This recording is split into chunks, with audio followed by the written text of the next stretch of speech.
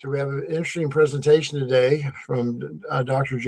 Jacob Turner, who's with the Green Bank Observatory in West Virginia, where some of us have been out to before. Without further ado, I'll turn it over to you, sir. Good thing.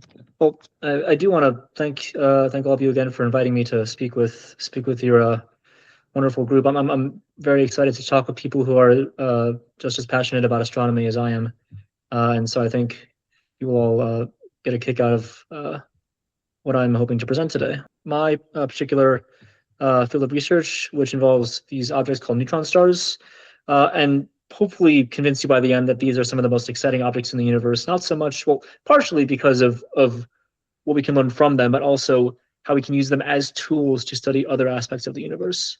Now, before I go into this, I do kind of want to discuss the nature of the type of astronomy that I perform. Seems like a lot of you have been to Green Bank already, but the form of astronomy that I'm involved with, which is called radio astronomy, operates in many ways very similarly and in many ways very differently from the optical astronomy that we are all familiar with. So just basic outline of the talk. So I'm going to go over radio astronomy, what separates it from optical astronomy, how it's performed.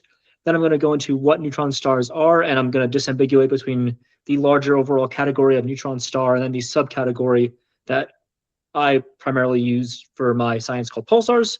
And then I go into a couple of sort of exciting examples, I think, that highlight just how amazing objects these are. And in particular, I'm going to go over how we can use these stars to look for the existence of sort of so-called exotic states of matter that we don't typically associate with everyday experiences. How we can use these stars to also study the smaller scale structure of the galaxy. And then finally, I'm going to end with discussion on how we can use these stars to look for distortions in space-time itself that originate from incredibly massive objects that are many, many billions of light years across the universe. So first off, let's talk a little bit about radio astronomy, or just astronomy in general. When I'm sure most of you think of astronomy, you think of instruments like these, like what we call telescopes, some sort of cylindrical-ish structure that through a series of mirrors and lenses serves to focus light that is, potentially very, very far away. Could be light that is many miles away or many millions of miles away, depending on what you're observing.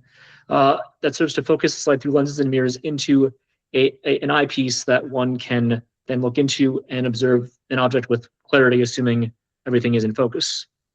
But that light is a very, very small part of what we call the electromagnetic spectrum. So that spans many different wavelengths or energies of light. We only are able to see a small subset, which is shown in the middle here.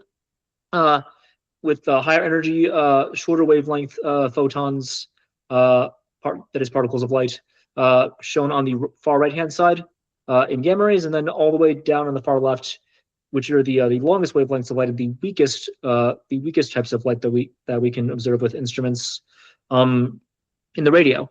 And on top of that, I highlight different instruments that can be used to detect photons of different energies. The one in the middle is pretty classic. That's Hubble.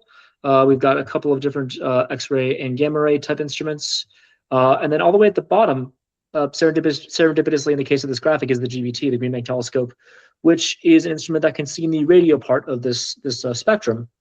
Now, radio telescopes are in many ways very similar to optical telescopes, but there are some key differences in terms of how we actually observe the signal. So first off, we need a way to focus the light from whatever we're observing. And in many cases, this light is coming from so far away that all the photons are effectively traveling on parallel paths towards us. And the way to collect these photons, well, in optical astronomy, we use lenses and mirrors, but we use, in this case, dishes, parabolic structures, like one typically has on top of their house if they get satellite TV. And so light, like when one observes with the standard telescope and focuses through mirrors and lenses, we focus through a parabolic dish and then additional subreflector type objects like we see up here that finally focus into what's called a feed horn. And that feed horn typically is also known as a receiver in radio astronomy parlance. And these receivers have these antennae, which we call dipole antennae. And Within dipole antennae, there are among other things electrons that can be interacted with by light that we observe. And when certain frequencies of light interact with the electrons within these antennae, those electrons they start to wiggle back and forth, and that wiggling generates a voltage, which then can travel along cables from the telescope to the computers that we use for processing data, and we observe changes in the voltage as the signal as pulses or waves or whatever we're trying to observe. And so that's the basic idea behind how one takes photons of light in the radio part of the electromagnetic spectrum and turns that into a signal that we can then do science with. Now, radio telescopes take also all shapes and sizes. On the left-hand side is me in front of one of the dishes of the Very Large Array in New Mexico, which, as the name suggests, it's an array of telescopes that can achieve observing baselines many tens of kilometers, because we are effectively using up to 30-ish or so individual dishes to act as a much larger combined dish. And this is a way to get much better resolution on the sky. If you have a much longer observing baseline, you can look at parts of the sky with much greater precision. And then on the right-hand side is the GBT, the Green Bank Telescope, which is the telescope at the observatory where I work in Green Bank, West Virginia. It's quite a massive structure. It is the largest fully steerable telescope in the world, the largest moving object on land, and it is not only massive. It is a quite, I would argue, an architectural wonder in many ways. So it's a 17 million pound structure. It's on top of 16 wheels. Each wheel supports over 1 million pounds. The dish itself is around 100 by 110 meters. So you could easily lay 2 football fields side by side with plenty of room to spare. And you'll note that it is made up of, well, maybe you can't see it from the resolution on your screen, but what I want you to take away from this is that this image is made up of the dish is made up of many little panels, many little squares. And each of those little panels sits on top of 4 actuators, little motors, that we can use to subtly adjust the orientation of each panel to better focus the light.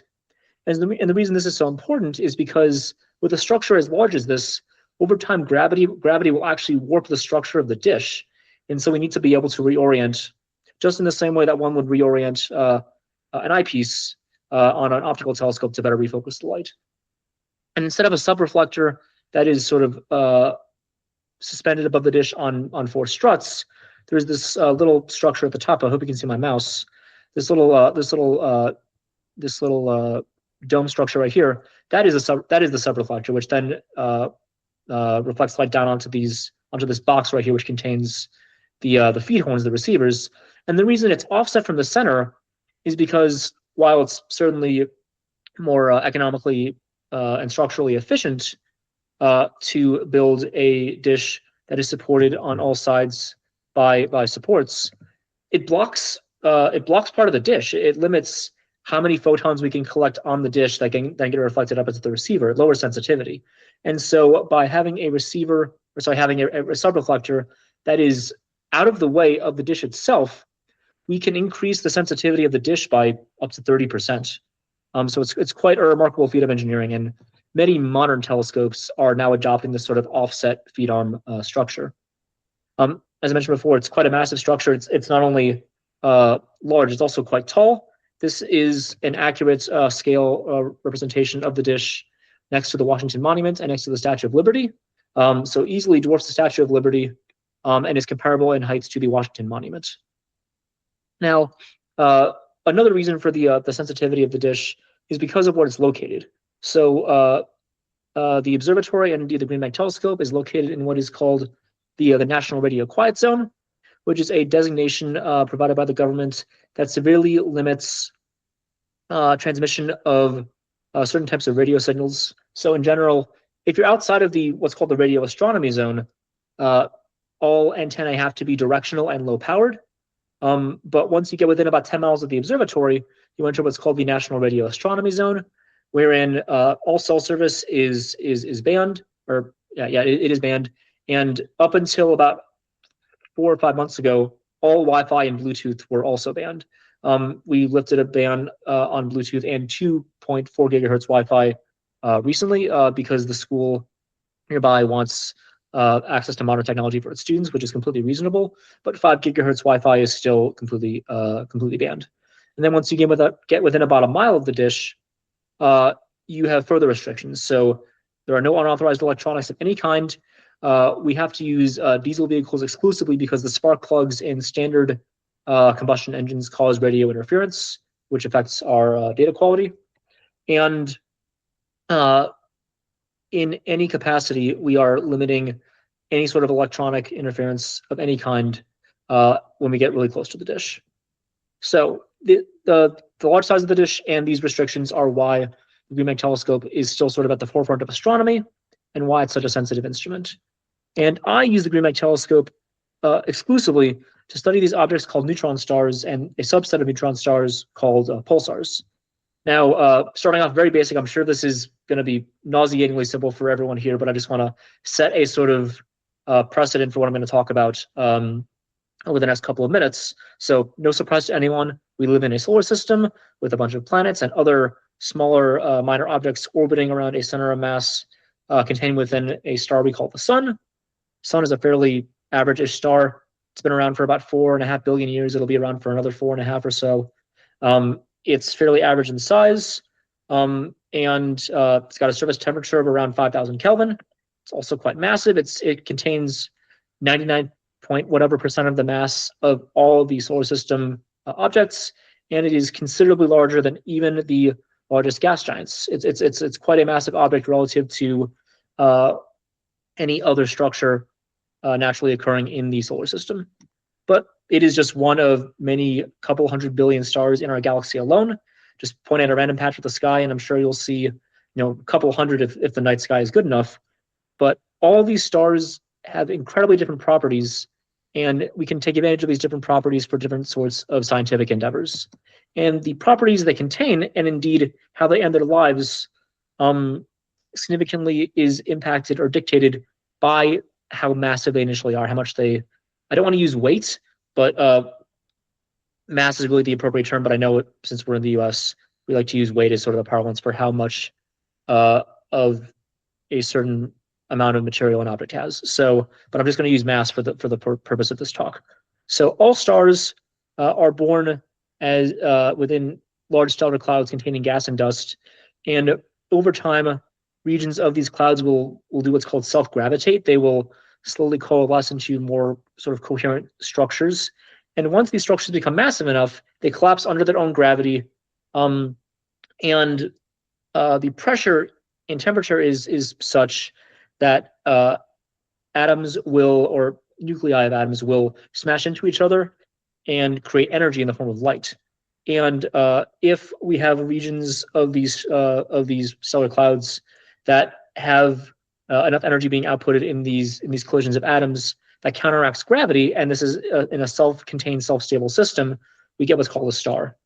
So stars are the sort of delicate balance of elements fusing into more massive elements and releasing light and energy in their cores, counteracting the contraction of gravity that is governing the overall sort of maintenance of the structure of the object.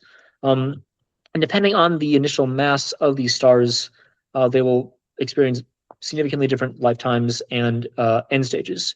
So when stars are in a portion of their lives like our star is, and they're just fusing hydrogen into helium in their cores, potentially some more massive elements up to carbon, nitrogen, and oxygen, they're on what's called the main sequence. This is the primary portion of a star's life.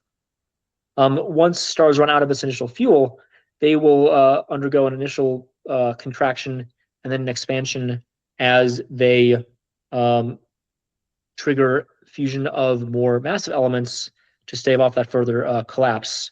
And so their outer layers puff up in what's called the giant stage. And depending on the mass of these initial stars, we will get either giant or supergiant stages. And the end portion of their lives is at this point fairly near relative to when they were first born. So when stars like our sun will end their lives, they will undergo a final sort of collapse, or not collapse, contraction, and then a sort of throw of more fusion of more massive elements that will result in the shedding of the outer layers of the star in what's called a planetary nebula. Now, this name has, of course, nothing to do with planets themselves. Whoever first saw these objects just thought they looked like planets in their telescopes, and the name sort of just stuck. But what we're left with is the remnant core of that initial star, which is called a white dwarf, and it is held up by, it is sustained not by the production of more massive elements counteracting gravity. Instead, gravity in these cases are counteracted by this quantum mechanical pressure that is created by electrons called electron degeneracy pressure. Now, in the case of, and I should say, this happens for stars that are up to around 8-ish times the mass of our sun. Now, for more massive stars, the end stages of their lives is much more violent. Rather than a sort of contraction and then shedding of their outer layers, they will experience a violent collapse and explosion in what's called a supernova. And depending on the initial mass of that star, you'll end up with two potential end stages to their lives. We will either have, if the star is greater than 20 times the mass of our sun, we'll end up with a black hole. And if this object is around 8 to 20 times the mass of our sun, we'll end up with what's called a neutron star. Now, in the same way that white dwarfs are held up by the quantum mechanical pressure of electrons, neutron stars are held up by the quantum mechanical pressure of neutrons. And depending on certain factors in that neutron star's formation, we'll end up observing these objects as something called a pulsar.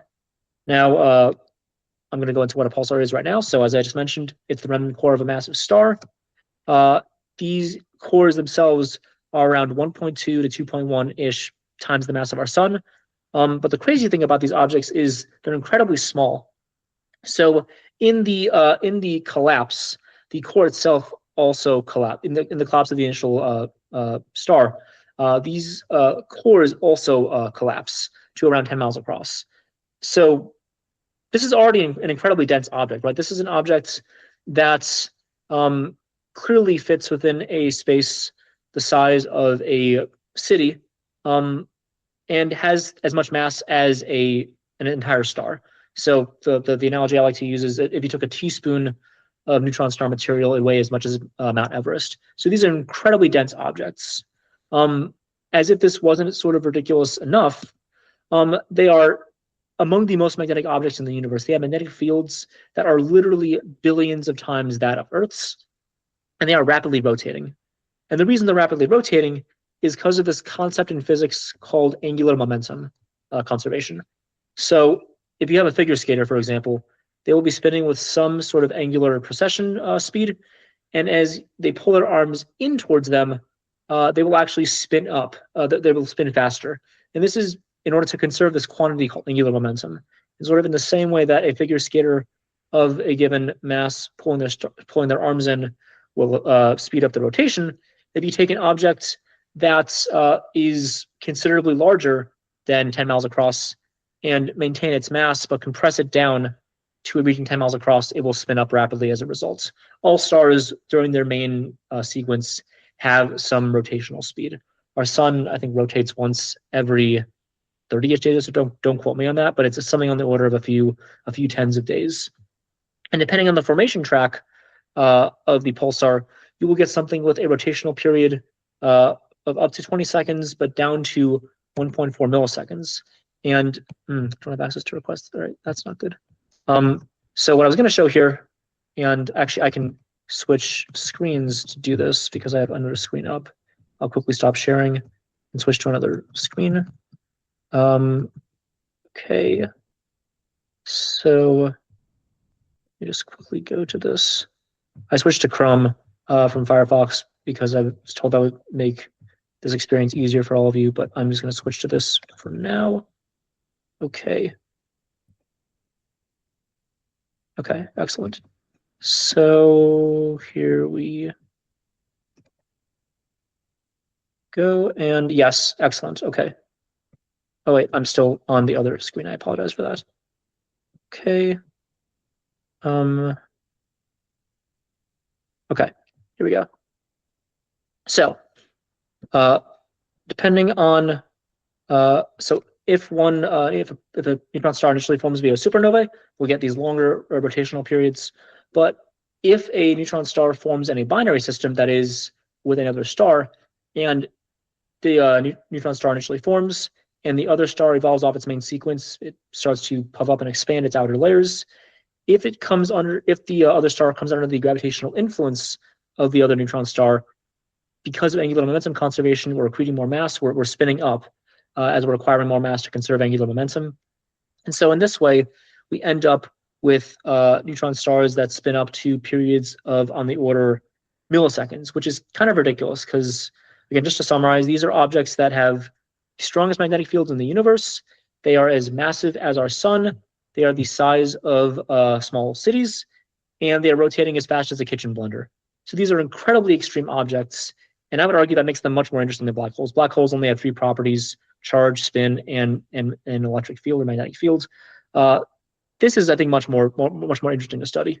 But so, because of their incredibly strong magnetic fields, they actually can take charged particles that are sort of in the atmospheres around them and accelerate them along the open portions of these magnetic fields into coherent beams of radiation. Now, I'm not going to really try to get into that much how this emission mechanism works because it is still sort of an open question in the field. And I'm not going to pretend like it is fully understood or explainable in a way that I am personally satisfied with. So what I'm going to sort of try to do is explain it through this concept called absorption and emission. So the idea is that if you give a photon energy, if you give a particle energy, it can exchange that energy again in the form of emission of light. So let's say we have some particle with some energy E1 on the left-hand side here, and some photon comes along that's of a particular energy. If that energy is of a satisfactory sort, that photon will absorb that, that particle, will absorb that photon and jump up to a higher energy level we're going to call E2. But in order to get back down to that lower energy, it has to emit a photon of the same energy it absorbed. And that is the general idea behind the process of the light beams, the poles of light that we see at the magnetic poles of neutron stars. So we have photons that are accelerated along field lines. That acceleration provides excitation, and that causes these photons to increase these particles, we have electrons and other charged particles that are accelerating along these field lines. These accelerations cause the electrons themselves to be excited, so they will increase in energy. And in order to get back down to the energy level they want to be at, which is the lowest energy state, they will emit a photon of a corresponding energy. And this happens for many, many millions of particles constantly. And if the magnetic field axis, like I'm showing here, is misaligned with the rotation axis, which I'm showing with this red arrow, and the magnetic field axis happens to sweep across our field of view, we will observe sort of this sweeping pulsed lighthouse type effect from these stars, which is where we get the name pulsar. It's short for pulsating star. And so the actual, receiving of these photons, of these beams of light, is where we're able to do all of our science. Not so much the stars themselves, but more the light they emit is where we can do all these sort of exciting experiments. And so I want to spend the next couple of minutes talking about three particular fields of neutron star or pulsar astronomy that I think are particularly interesting. So how do we actually use pulsars as tools to study the universe, first off? So the ability to time the arrival of the emission of a pulse is where we can do our science. So we have gotten good enough at studying these objects that we can predict the arrival times of pulses with precision down to around 100-ish nanoseconds, which is quite remarkable given that these stars are literally thousands of light years away. They're a significant fraction of the way across the galaxy. But depending on how we predict pulses should arrive, we will get different structures in our data we call timing residuals. So we have an idea, we have a timing model that predicts when a signal should arrive based on certain aspects of the physics as we understand neutron stars to obey. So we know that neutron stars rotate at a certain rate, but we also know that as neutron stars emit these beams of light, they spin down because that emission of light is an energy loss, and so energy loss causes them to spin down. We also know that they're in motion across the sky, so we have to account for that change in expected arrival time because the neutron star is not in the same portion of the sky every single time we observe. So if we understand all these properties correctly, we take our data, so when the actual pulse arrives, and we have our model, and we subtract the model from that data, we should get something like we have on the top here, where the structure is very nondescript, and it's sort of centered around 0. That gives us a good idea that we are understanding when pulses should arrive from these pulsars with really high precision and accuracy. But thankfully, if there are deviations from this predicted arrival time, the actual structure of the residuals, so again, the residual is data minus model, this can give us a good idea of what we are incorrectly measuring. So in the case of the second panel here, we are seeing a 1% misestimation in the spin down rate, how quickly the pulsar is losing rotational speed. And you can see that even a 1% misestimation grows significantly over the course of a couple of years. This is from 2011 to 2015 for this pulsar. And so this is a significant change in the residual. You'll note the y-axis is microseconds of time precision, which is still quite remarkably precise. Going down, we can see this sort of periodic structure that forms from the misestimation of the position on the sky. And it makes sense that it's a periodic structure that has a period of a year, because over the course of a year, we will see the star, as we will see any star, wander slightly in its position on the sky, because our position relative to our sun changes quite a bit. This is parallax, and so our right ascension and declination will slightly vary if we have the position wrong. Similarly, if we take the proper motion of the star across the sky, so how fast it's moving and in what direction it's moving, if this is incorrectly estimated, we will have a periodic structure that grows over time. And finally, if we are not accounting for the gravitational influence of another object orbiting the pulsar, like something the mass of Mars, we will see again periodic structure that is likely on the order of a couple of years, but probably not quite a year exactly. And this is dictated by how long it takes for the object to orbit the pulsar. If it's an issue on the order of a year, we are probably dealing with something like a positional correction that is in order. But the residual structure we get can actually provide insights into a lot of new physics if we are incorrectly predicting when pulses should arrive. And one of the benefits of this is probing the existence of exotic states of matter. And by exotic states of matter, again, I mean matter that we don't typically associate with everyday existence. So we understand what neutron stars are made of to a reasonable degree in the outer portions of their structure. So the sort of outer layer is sort of an electron, neutron, proton lattice interwoven.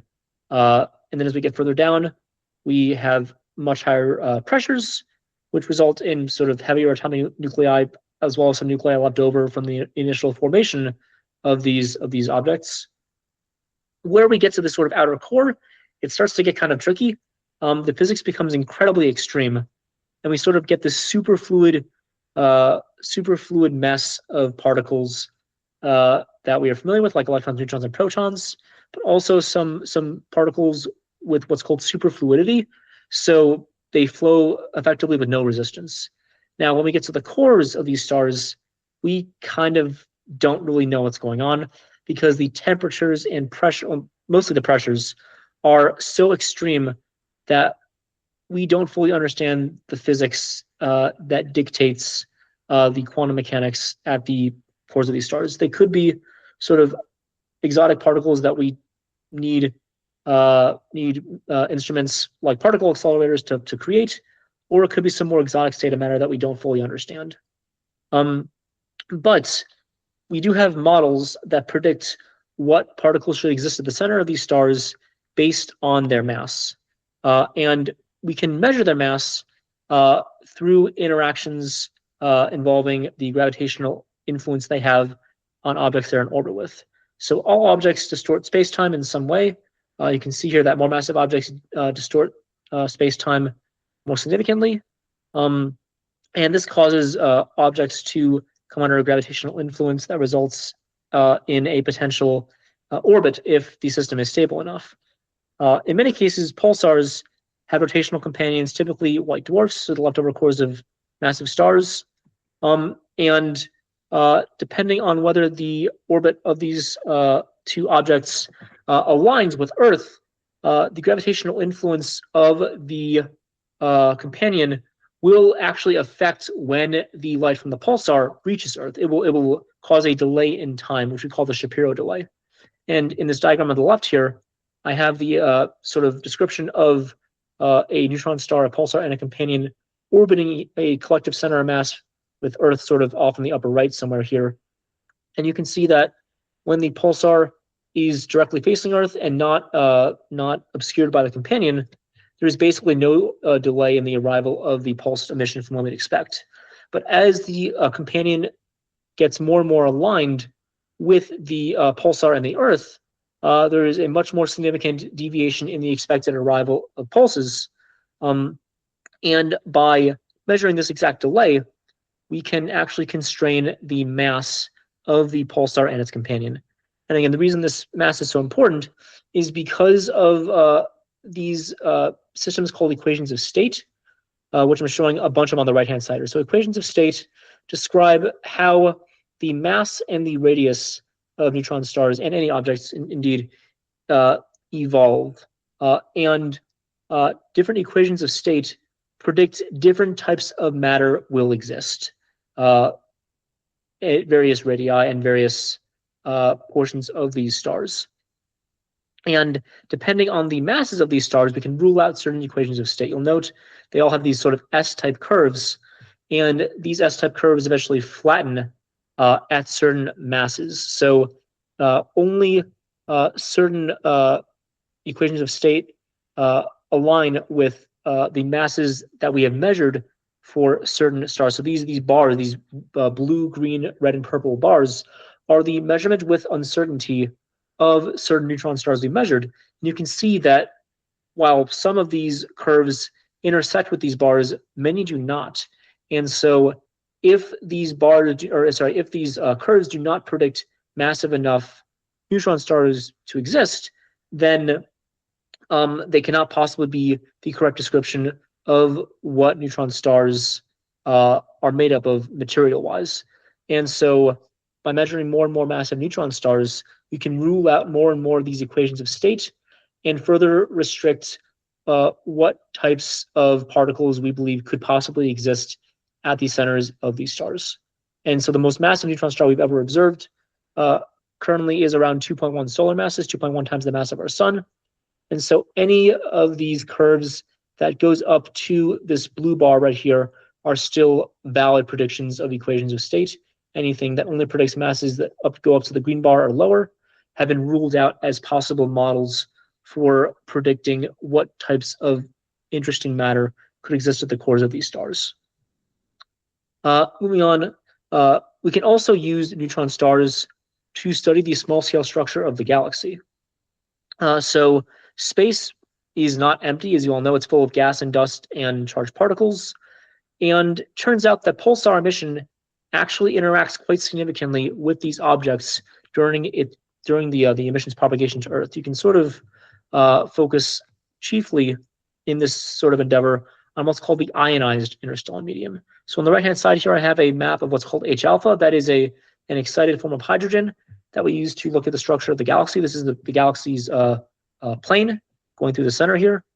And you can see that it is full of structure. It's not just uniform. It's diffuse in some regions. It is full of filamentary features in other regions. It's full of blobs in other regions. And we can actually use the emission of pulsars to probe this structure on really fine resolutions. So the ionized interstellar medium, as the name suggests, is ionized. It's protons and electrons that are not associated with any other nucleus. And it is pretty sparsely packed. Space, while not entirely empty, is generally mostly empty. If you took a cubic foot of any region of space, you'd probably get around 850-ish electrons in that cube. But contrast that with a cubic foot of air on Earth, and you have a 21 order of magnitude difference in the number of molecules that are present within that cubic foot. So it's very sparse, but that sparsity still provides enough of a medium for pulsar emission to be influenced during its propagation to Earth. And by understanding how pulsar emission interacts with that structure, we can gain insight into how the galaxy itself is structured. So these are two different models that look at what's called the electron density of the galaxy. So basically saying, okay, we're in this part of the galaxy. How many electrons are in this part of the galaxy? And we can use that to map out the general features of the galaxy on large and small scales. The feature, or the model on the right-hand side here, has our solar system dictated by the star, and all these blobs are sort of known local structures to the Earth, local in this case being within a few thousand light years of us, which is pretty local on the scale of the galaxy, which itself is a couple 100,000 light years across. We're about 25,000 light years from the galactic center. But you could think of this material as sort of acting like a lot of clouds. And if you've looked at clouds on any sort of day that happen to be passing right in front of the sun, you'll notice that it blocks the light. The light itself, while still passing through the clouds, is not quite as intense as it would be if the clouds weren't there. And that's because the clouds themselves scatter the light we see. Not every single photon that is emitted in our direction will actually make it to us because of the material between us and what we're observing. In the same way that clouds limit the intensity of the sun that we observe, charged particles in the interstellar medium limits the intensity of the photons we observe from pulsars. And the way they do this is through this concept called interference. So photons passing through any medium will travel in a general straight line.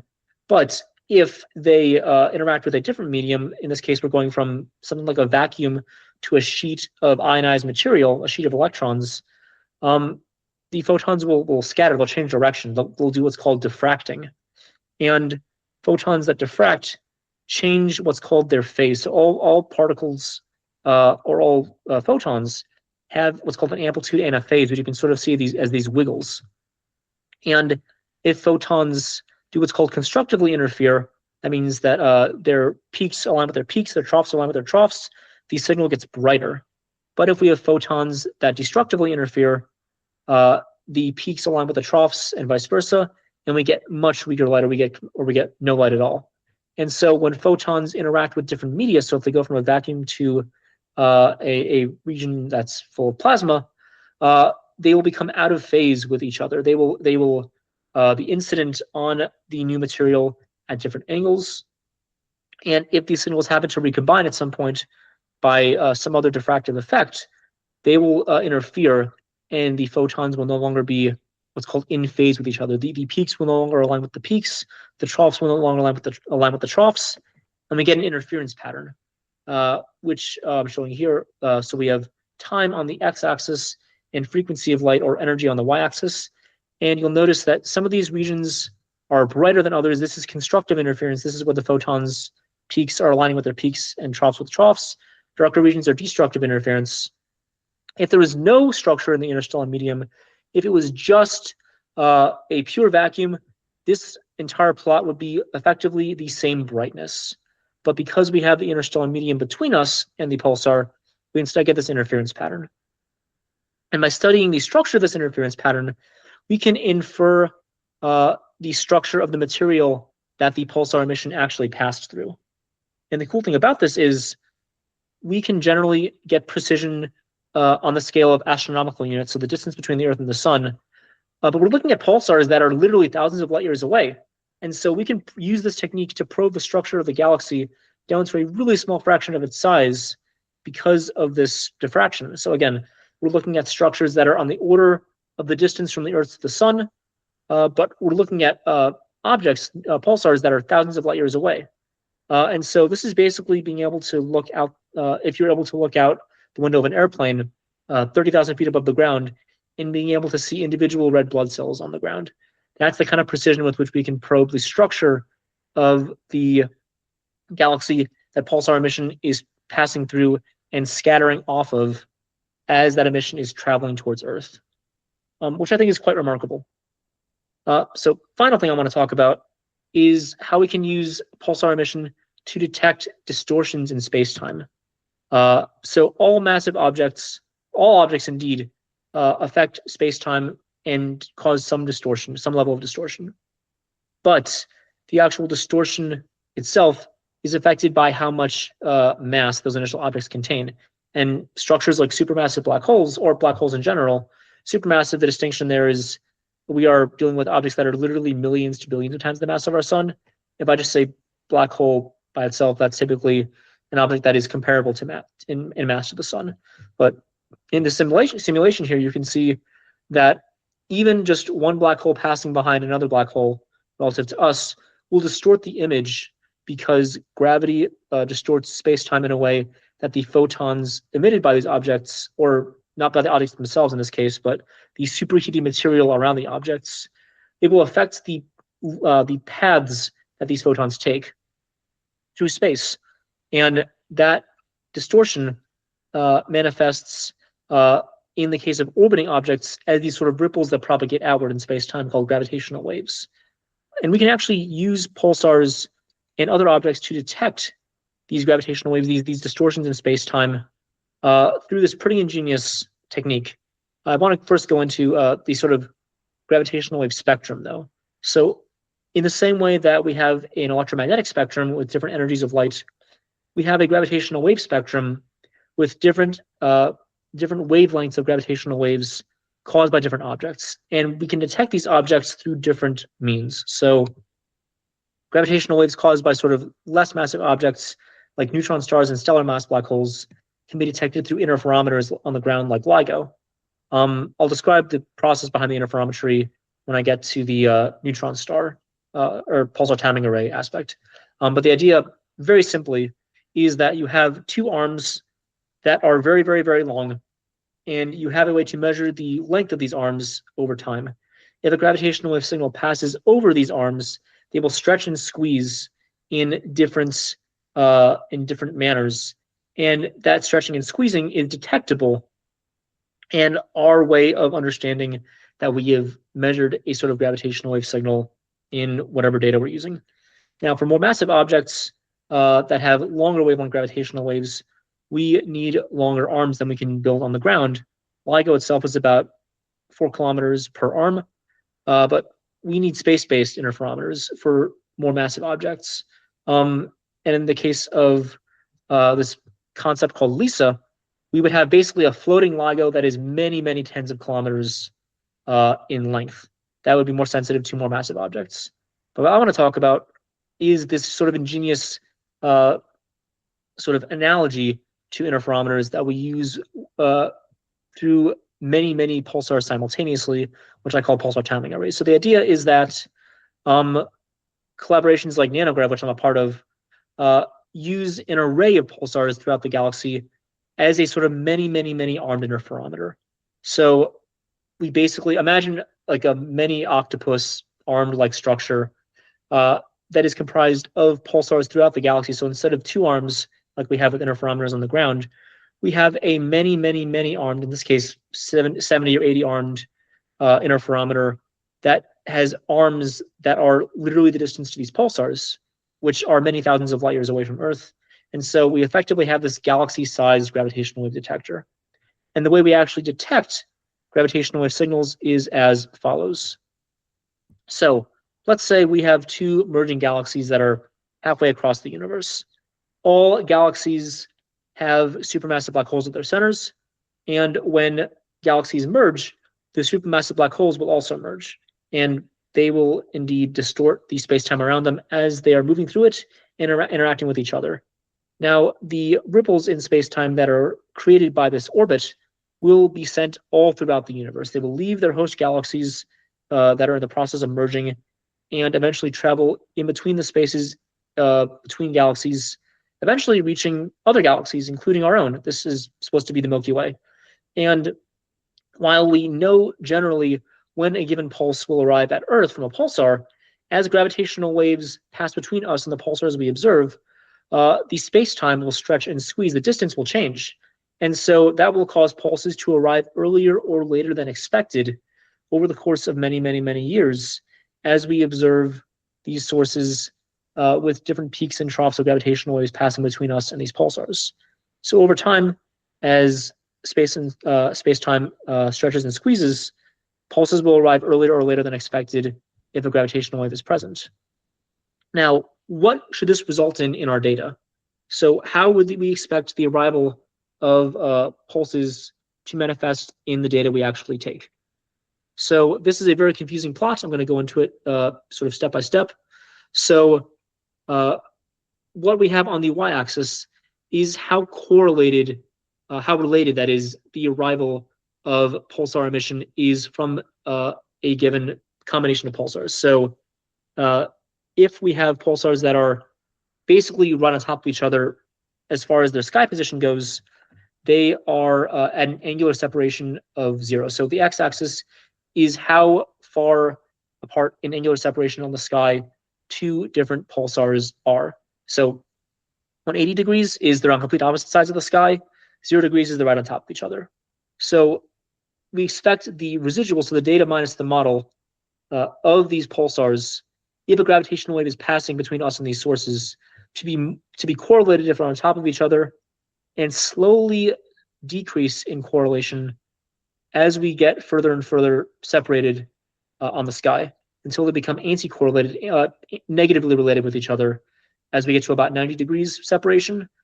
And then as we get further and further away from each other until they're on opposite sides of the sky, we expect an increase in that correlation again. So this is called an overlap reduction function. This particular one is called the Hellings-and-Downs curve.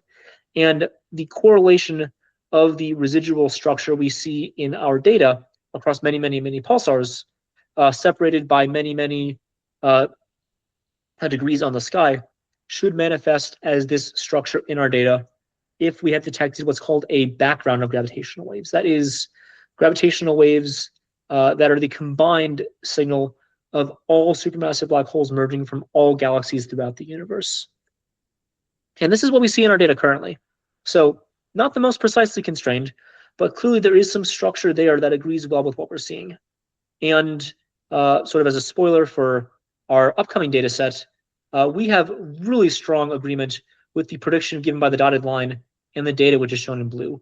So we have pretty strong confidence at this point that we are seeing in our data that comprises about 70 pulsars that are distributed all throughout the sky, this signal of gravitational waves caused by the combined signal of supermassive black holes merging in many, many hundreds of thousands of galaxies throughout the universe. Now, this is pretty cool. This is predicted by Einstein 100 years ago. What does this actually mean? What can we learn about the universe with the gravitational wave signals?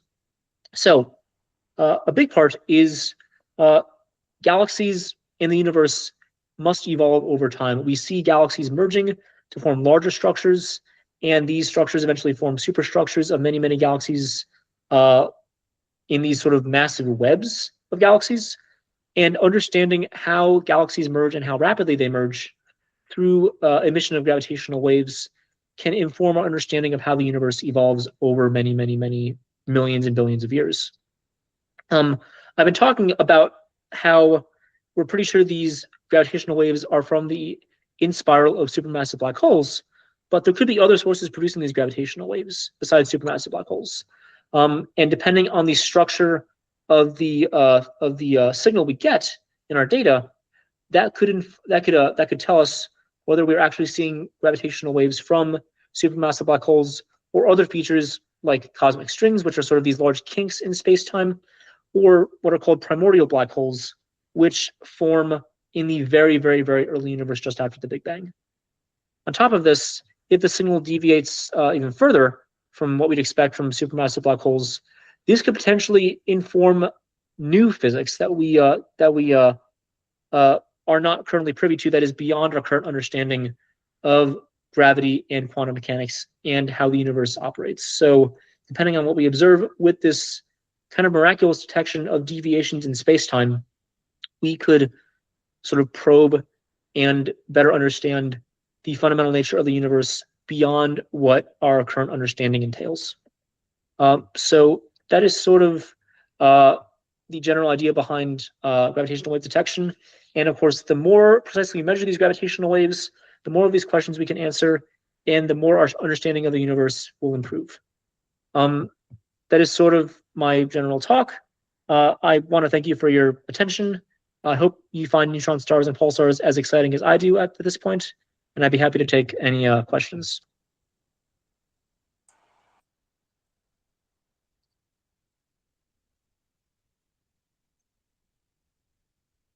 That was very interesting. And there are a lot of interesting stuff in there, and a lot of things I'm sure folks weren't aware of. We have any questions? Well, I know a lot of us go out to your facility at different times during the year, and I certainly enjoy going out there. And I think it's fascinating the work you're doing, and I appreciate you taking the time to share it with us, especially the way y'all are scaling up what you're doing, which is very, very, very interesting. And of course, go ahead. I appreciate you giving me the opportunity to speak with all of you.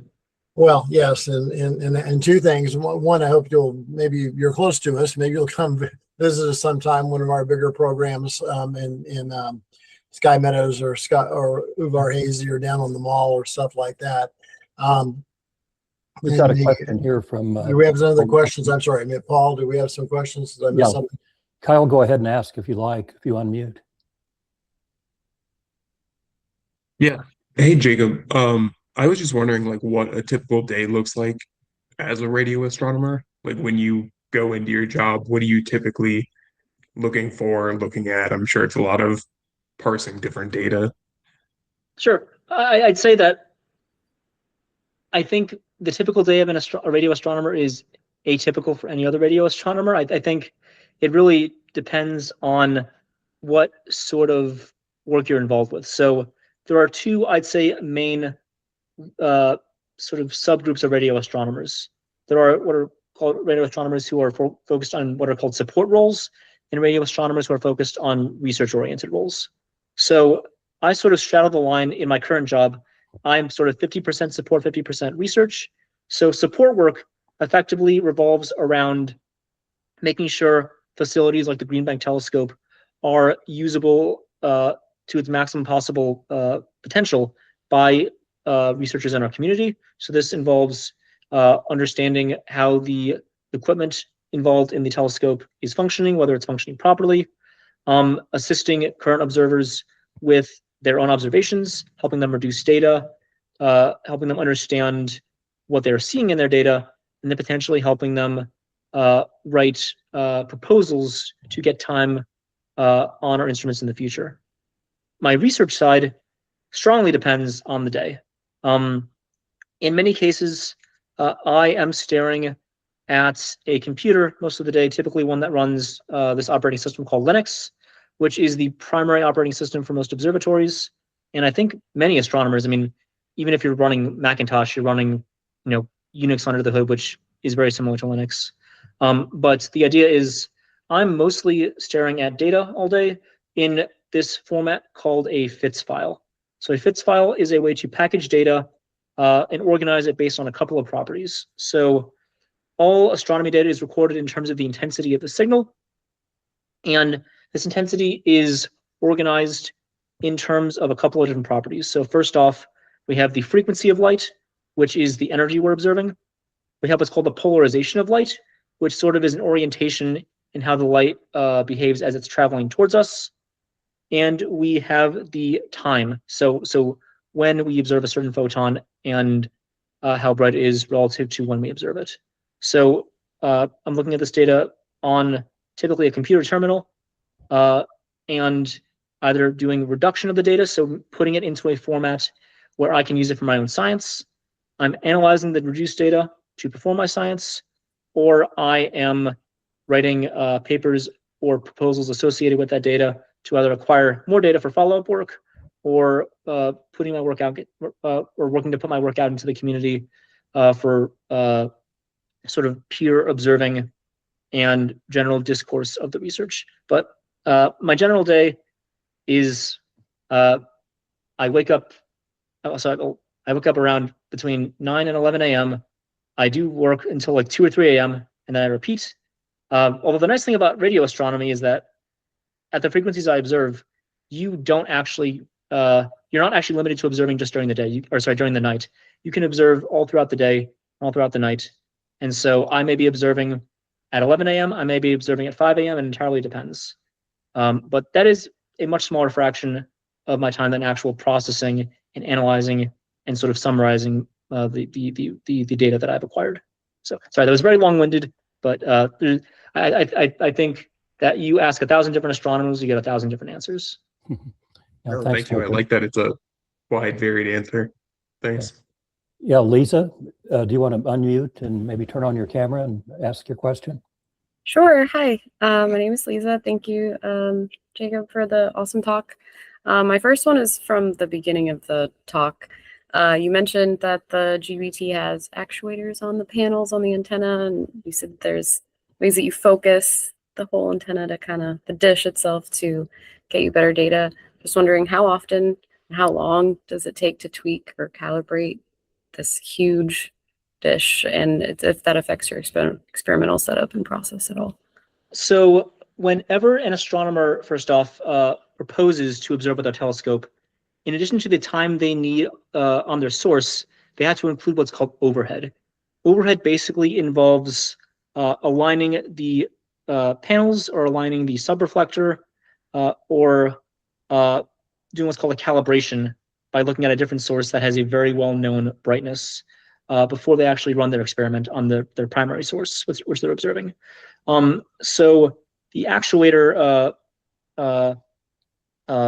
adjustment process, which is called an OOF, which just stands for out of focus, that process typically takes no more than 5 to 10 minutes, unless we are seriously out of focus. And effectively, what we do is, in the process of adjusting these actuators, we create a sort of distortion map of the dish itself. And as long as we are within 300 microns or so of precision relative to each panel, so that means as long as we are within 300 micrometers of parabolic shape, the dish itself is sort of a cutout of a parabola, then we are precise enough to observe. If we are not within 300 micrometers of precision relative to each panel, then we have to repeat the process. But typically, we don't have to do more than 1 or 2 runs of this before observations can be made.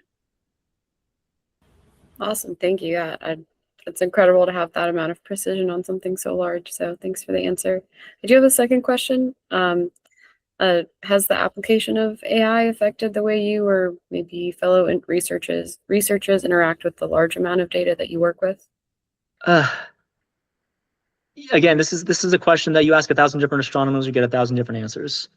I can say that certainly in a field like astronomy, where the data volumes are so immensely massive, certainly some people have indeed used AI to parse their data, and by massive data amounts. So if I observe a source for, say, 2 hours, I will typically acquire somewhere on the order of 10 to 20 terabytes of data. And if I observe, that source, many times over, I will acquire potentially petabytes of data. So again, terabyte is about 1,000 gigabytes or so. I am currently working with a server that can store 1.5 petabytes of data. So 1,000 gigabytes. So it's an incredibly massive amount of data. And so we're always looking for new techniques to understand how to parse that data and reduce it in ways that allow us to perform our science. And certainly techniques like those allowed by AI, in the standpoint of having AI write code that can reduce data, certainly is seen as very valuable to the community. I personally do not use any AI in any aspect of my research. That is mostly just not because I don't think it would help. I'm sure it would, but this is more from a sort of moral soapbox. That again, I think you ask 1,000 astronomers, you get 1,000 different perspectives. My personal view for my personal research is that I have worked for the past 10-ish years or so to build up my knowledge and expertise and ability to perform my science and write code to realize my science.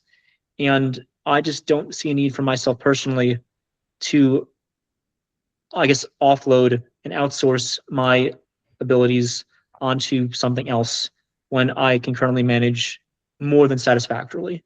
But again, AI is not necessarily a crutch, it can be a benefit. And certainly other people do use it to their benefit. I just don't see within my current scientific philosophies and views on how to do science that aligning with my personal views. But again, I've certainly seen it used to great effect by other people in ways that are verifiable and to rigorous scientific merit. So it really depends on the scientist, what their perspectives are on using AI and how they use the AI in their own science. Thank you. That was very insightful. Jacob, what kind of algorithms do you apply to that huge, massive amount of data? And are there any algorithms that lie in quantum computing that, if it's not evenly distributed, it would zero in, and where the subsets of petabytes of data where you get it to way less than that to explore that would be more effective? That's a really interesting question. So I cannot speak to the quantum computing aspect. I certainly know that approach, while certainly very promising in a lot of fields, I think is currently still too much in its infancy for applications, at least in my personal research. I don't want to speak for other astronomers, but in my personal research, the main technique we use, so there are two primary tools we use in reducing and analyzing data in radio astronomy. First off, the phenomena we observe typically they typically manifest over long periods of time. And so if we average data, if we sum up data over chunks of time, that increases the signal in those chunks. It's basically decreasing resolution. And if our science allows for it, if we can decrease our resolution in time, so let's say we observe for an hour or so, and let's say the data is output in like 10-second chunks. If we want to observe how data evolves over time, and we can afford to segment our data into minute chunks instead of 10-second chunks, that increases the signal that we observe above the sort of noise that's associated with observing any sort of real signal. So data reduction and summing or folding over data is certainly one tool we use. The primary tool, I would say, across all of radio astronomy, aside from just data reduction, is what's called a Fourier transform. So that's Fourier. That's some, I think, French mathematician from a couple hundred years ago. And the basic idea behind a Fourier transform, I'm not going to go into the details of it, but it's a mathematical tool that basically allows you to go from what's called domain, effectively how you look at data, into a different domain. And so Fourier transforms allow us to take data that is, let's say, represented in time and turn it into data that's represented in frequency, or vice versa. You can also do Fourier transforms between things like time and energy. The idea is that looking at data in different representations allows us to understand evolution in our data in different ways. And so by looking at data in frequency or in time, we can understand how data evolves sort of in a progressive way or in an energetic way. And I guess we can call that temporally in time. But the idea is by using something like a Fourier transform and looking at our data through different representations in I guess a space of different units, we can better understand the actual signal we're observing. Trying to think if I want to go into more detail on this, but that's kind of, I've already kind of gone long-winded on this answer to begin with, so I think I'll just stick with that for now unless you wanted to do any follow-up. Thank you. Do we have any other questions? Okay, Woody, are you still on? Yes, right here. Again, thank you very much. We really appreciate it. And it was very interesting. And like I said, maybe we have an opportunity to come visit with us sometime on one of our presentations, or come visit with us in person. We frequently meet in person, but we adjust to different events like school closing or you being not available in person here. But anyway, we really appreciate you coming online and talking to us and answering the questions. And good luck with your research. Sounds very interesting. So if we don't have anything else, then we're going to be shutting down for the night. And appreciate everyone's attendance. Oh, the last thing I was going to say. So actually, if you want to over the next week, we have a lot more people watch these things on YouTube than we have on person these days. Everybody has things to do. So you'll see a lot more people will be listening to you over the next week. Or the next couple of weeks. And I was just looking at one recently that we had like 100 some people from the last 2 months ago look at a presentation. So it's interesting the way the world has changed. But anyway, we appreciate your time, and if there's anything we can do, please let us know. If not, everyone else have a good evening.